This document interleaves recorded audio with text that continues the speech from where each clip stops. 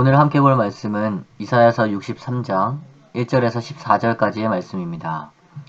구약 성경 1044면에 나와 있습니다. 오늘 함께 볼 말씀 이사야서 63장 1절에서 14절까지의 말씀을 제가 봉독하겠습니다. 에돔에서 오는 이가 이 누구며 붉은 옷을 입고 보스라에서 오는 이 누구냐. 그의 화려한 의복 큰 능력으로 걷는 이가 누구냐. 그는 나이니 공의를 말하는 이요 구원하는 능력을 가진 이니라. 어찌하여 내 의복이 붉으며 내 옷이 포도즙 틀을 밟은 자 같으냐.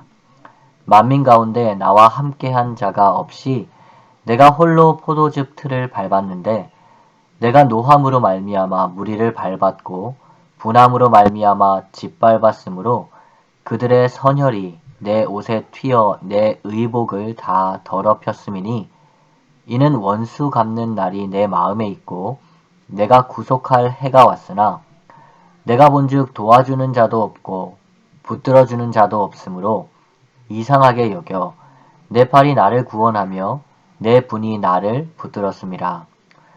내가 노함으로 말미암아 만민을 밟았으며 내가 분함으로 말미암아 내가 그들을 취하게 하고 그들의 선혈이 땅에 쏟아지게 하였느니라. 내가 여호와께서 우리에게 베푸신 모든 자비와 그의 찬송을 말하며 그의 사랑을 따라 그의 많은 자비를 따라 이스라엘 집에 베푸신 큰 은총을 말하리라.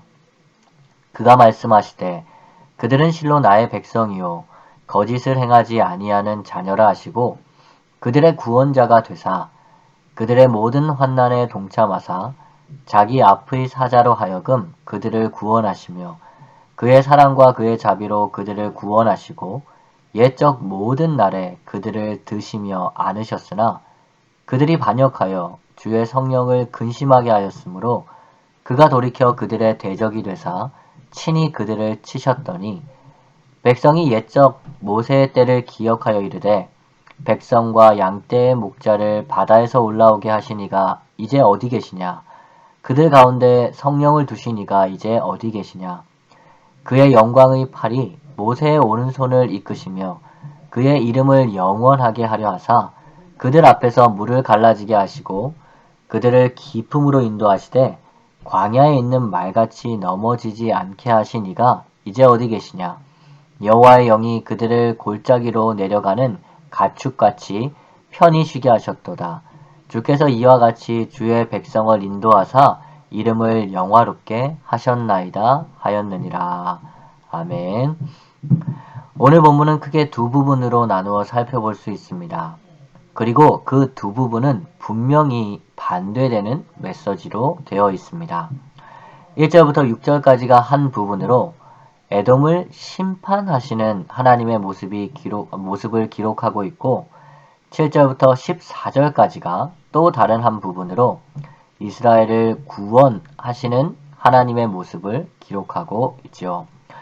오늘 본문은 이렇게 심판과 구원이라는 반대되는 메시지로 우리에게 분명한 한 가지 사실을 전해주고 있습니다. 그것은 바로 하나님의 백성을 향한 하나님의 사랑입니다. 그럼 오늘 본문을 살펴보겠습니다. 먼저 1절부터 6절까지의 말씀을 살펴보면 에돔을 심판하시는 하나님의 모습이 나옵니다.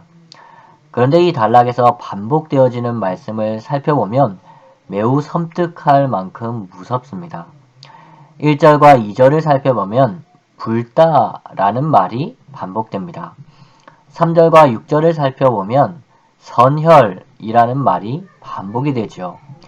그리고 이러한 말들이 왜 반복이 되는지에 대해서 4절 말씀에서 알 수 있습니다. 4절 말씀입니다.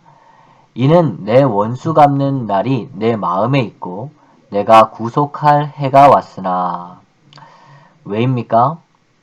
왜 불다라는 단어가 반복이 되고 선혈, 곧 피라는 말이 반복이 됩니까? 원수 갚는 날이 왔기 때문입니다. 그리고 구속할 때가 왔기 때문이죠. 이것은 무슨 말씀일까요? 이 말씀은 다른 선지서인 오바댜서를 통해서 알 수 있습니다. 에돔은 이스라엘이 이방 나라의 침입을 받아서 그들이 죽임을 당할 때에 기뻐했던 자들이었습니다. 그리고 오히려 이것을 기회 삼아서 이스라엘을 괴롭게 했던 자들이죠. 하나님은 이러한 에돔의 죄를 분명히 기억하셨던 것입니다. 그리고 원수 갚는 날이 왔을 때에 그들을 포도주 틀에서 포도를 밟는 것과 같이 심판하셨던 것이죠. 선혈이 튀고 붉게 옷이 물들 정도로 아주 매우 심한 심판을 하셨던 것입니다. 하나님은 자기 백성을 괴롭게 했던 자들의 죄를 분명히 기억하고 계신다라는 것입니다. 그리고 때가 이르렀을 때에 그 죄를 분명히 심판하시는 분이시라는 것이죠. 다음으로 7절에서 14절까지의 말씀을 살펴보면 이스라엘을 구원하시는 하나님의 모습이 나옵니다.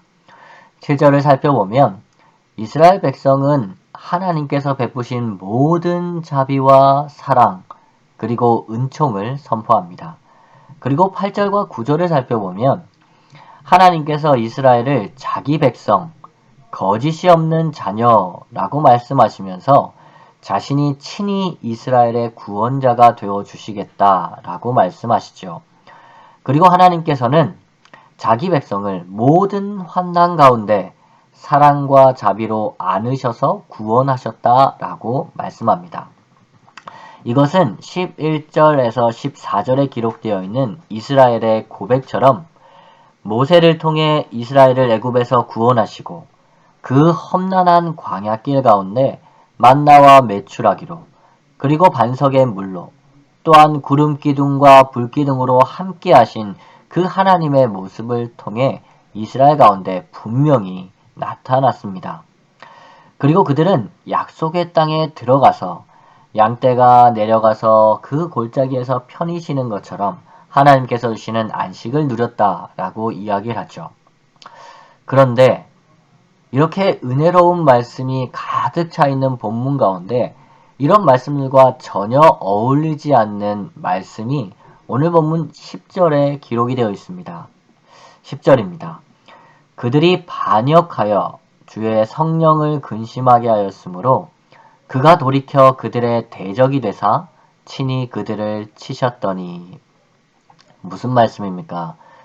이스라엘이 하나님께 반기를 들었다라는 말씀입니다. 그리고 하나님은 그들의 대적이 되셨다라는 말씀이죠. 이 10절의 말씀이 의미하는 것이 무엇입니까? 이 말씀이 의미하는 것은 이스라엘도 에돔과 똑같다라는 말씀입니다. 이스라엘도 에돔과 똑같이 하나님 앞에 죄를 지은 존재들이고 하나님은 그들의 죄를 대적하신다라는 것이죠. 그리고 이것은 이스라엘이 하나님 보시기에 어떠한 선한 행동을 했기 때문에 하나님이 그들을 구원하시는 것이 아니다라는 것을 분명하게 보여줍니다. 이스라엘은 또한 에돔과 똑같은 존재였습니다. 하나님을 대적하고 하나님께 반역하는 존재였죠. 그렇다면 사랑하는 성도 여러분, 하나님은 왜 에돔은 심판하시고 이스라엘은 구원하셨을까요? 오늘 본문이 심판과 구원이라는 대조된 내용을 선포한다고 말씀드렸습니다. 그런데 여기에는 중요한 대조가 한 가지 더 있습니다. 그것은 바로 에돔과 이스라엘이라는 민족의 대조입니다.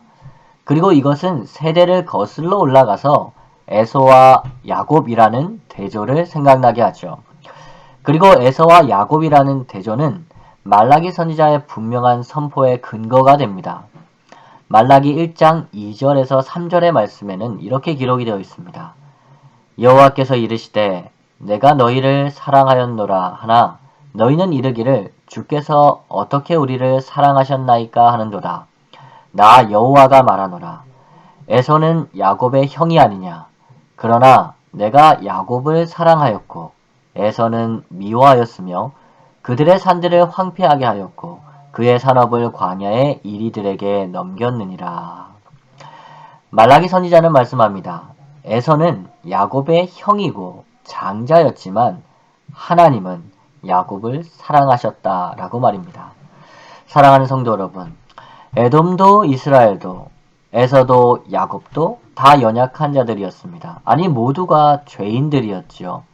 하나님의 심판으로부터 결코 자유로운 자들이 아니었다라는 말씀입니다. 하지만 하나님은 에돔은 심판하시고 이스라엘은 구원하셨습니다. 왜입니까? 하나님께서 이스라엘을, 야곱을 사랑하셨기 때문입니다. 우리는 우리의 어떠함 때문이 아니라 하나님의 사랑 때문에 우리의 구원을 확신할 수 있는 것이죠. 우리가 하나님 보시기에 어떠한 좋은 일을 하고 하나님 보시기에 사랑할 만한 것이 있어서 하나님께서는 우리를 사랑하신 것이 아닙니다. 하나님은 그저 우리를 사랑해 주신 것이죠. 그리고 그 사랑으로 말미암아 우리의 죄가 가리워지고 죄가 사함을 받고 오히려 구원을 얻게 되는 것이지요. 마치 이스라엘이 하나님의 사랑 때문에 구원을 받았던 것처럼 말입니다. 사랑하는 성도 여러분, 오늘 하루 이 하나님의 사랑을 깊이 묵상하는 그런 하루가 되셨으면 좋겠습니다. 그리고 그 하나님의 사랑을 기억하며 이 하루를 살아가는 사랑하는 성도님들 되시기를 소망합니다. 그리고 우리에게 처한 어떠한 상황 속에서도 이 하나님의 사랑으로 말미암아 우리에게 구원이 주어진다라는 이 확신을 가지고 힘을 얻고 믿음으로 살아가는 우리 사랑하는 성도님들 되시기를 주님의 이름으로 축복합니다. 기도하겠습니다. 사랑과 은혜가 충만하신 하나님, 오늘 말씀을 통해 우리가 구원받고 또한 이 세상에서 하나님의 구원을 기대하며 살 수 있는 이유가 오직 하나님의 사랑, 우리를 향한 하나님의 사랑에 있음을 깨닫게 하시니 감사합니다. 우리는 여전히 연약하고 부족하며 때때로 죄를 지으며 살아가지만 하나님은 신실한 사랑으로 우리를 인도하시며 이끌어 가심에 또한 감사합니다. 내가 에서는 미워하였고 야곱은 사랑하였다라는 이 말라기 선지자의 말씀이 우리에게 하시는 하나님의 말씀임을 기억하게 하여 주옵소서. 똑같이 연약한 자들이지만 하나님의 사랑이 있기에 그의 인생이 바뀌어지고 그의 인생이 구원을 받고 그의 인생이 하나님의 인도함을 받는다는 것을 기억하게 하여 주옵소서. 그리고 그 하나님의 사랑을 깊이 묵상하며 그 하나님의 사랑 안에 오늘 이 하루를 살아가게 하옵소서. 우리의 삶이 처한 상황은 여전히 어려움이 가득합니다. 하지만 우리를 구원하시는 그 하나님의 사랑을 의지해서 오늘도 믿음으로 담대히 하나님의 말씀을 따라 세상을 살아가게 하여 주옵소서. 이 모든 말씀 예수님의 이름으로 기도합니다. 아멘. 주기도문으로 새벽 기도회를 마치겠습니다. 하늘에 계신 우리 아버지여, 이름이 거룩히 여김을 받으시오며 나라가 임하옵시며 뜻이 하늘에서 이룬 것 같이 땅에서도 이루어지이다. 오늘날 우리에게 일용할 양식을 주옵시고 우리가 우리에게 죄 지은 자를 사하여 준 것 같이 우리의 죄를 사하여 주옵시고 우리를 시험에 들게 하지 마옵시고 다만 악에서 구하옵소서. 대개 나라와 권세와 영광이 아버지께 영원히 있사옵나이다. 아멘.